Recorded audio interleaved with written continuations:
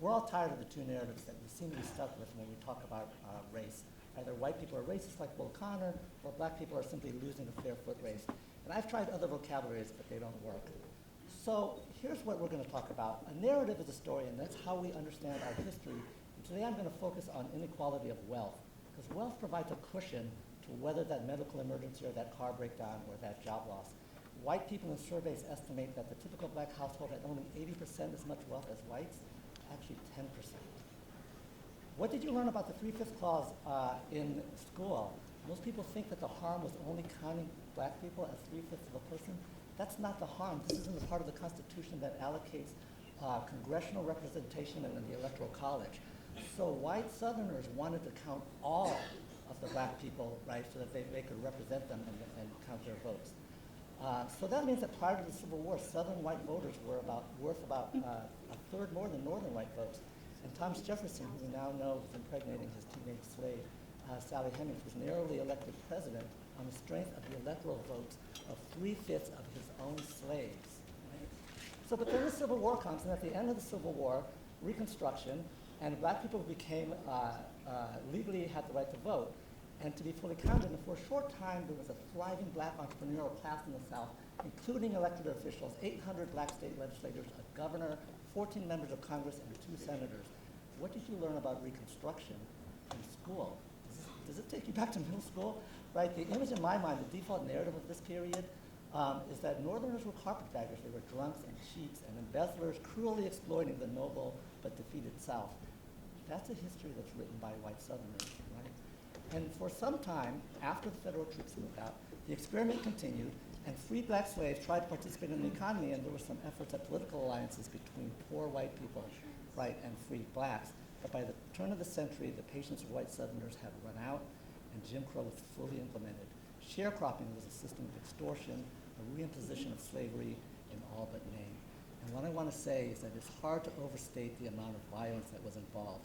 In Wilmington, North Carolina in 1898, a coalition of black Republicans and white populists got elected to office, and a mob of 500 armed white men executed a coup d'etat on American soil, forcing the mayor and the police chief to resign at gunpoint.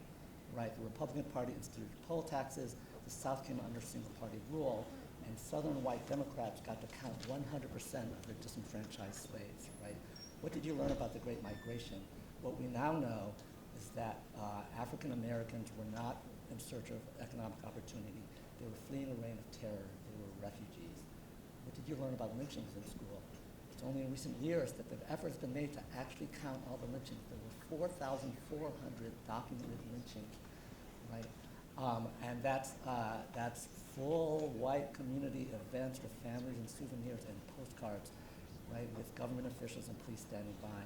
And in Tulsa, Oklahoma in 1921, the Greenwood Business District, the black Wall Street white rioters burned it to the ground, 35 city blocks in ruins, 300 people killed, nobody was charged.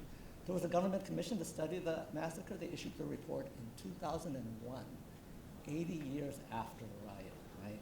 So at the turn of the century, until the Voting Rights Act of 1965, Southern white voters controlled congressional representation for 5/5, 100% of disenfranchised black citizens, right? And what laws were being passed during that period? I'm going to focus on the New Deal, right? What did you learn about the New Deal in school?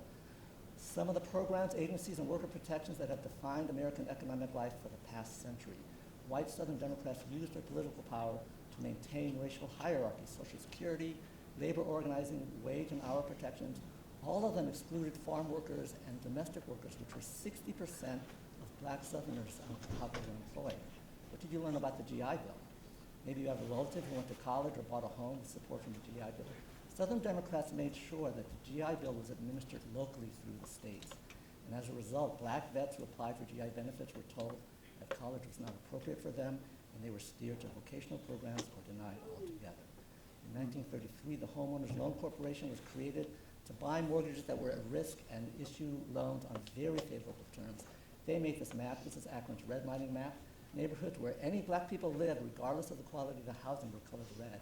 And the maps were very explicit, judging even the possibility of integration to be a bad sign for a neighborhood, right? The Federal Housing Administration insured mortgages, and under their appraisal standards, Houses in mixed neighborhoods were too risky to insure, so when William Levitt famously built affordable housing for veterans, black GIs were not allowed.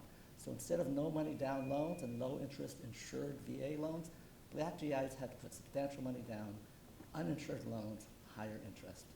So when black homeowners did find homes to buy, they were often willing to pay more.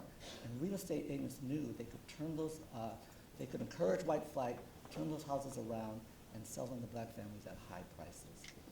The Farm Bureau was another agency controlled through local offices, right? Through state farm bureaus, black farmers were consistently and systematically denied loans that could help keep them afloat. In 1920, black farmers were 14% of the nation's farmers, and today they're 0.4% of the nation's farmers. And there was eventually a multi-billion-dollar settlement for discriminatory practice. That settlement was reached during the Obama administration. This is not ancient history, right? So I want to note how invisible all of this is if you were not the victim of it. If you are white and you lived through this period, what you saw was your hard work, overcoming obstacles, getting ahead, and none of it's easy. And you don't see the other person not getting the loan, not covered by Social Security, steered away from college. You just see other people not succeeding. I've been talking about relearning history, but it's not really new.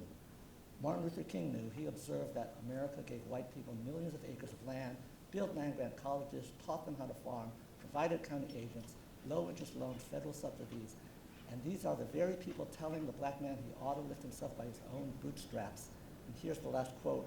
I'm going to steal the time. He said, "Now when we come to Washington, we are coming to get our check." Thank you.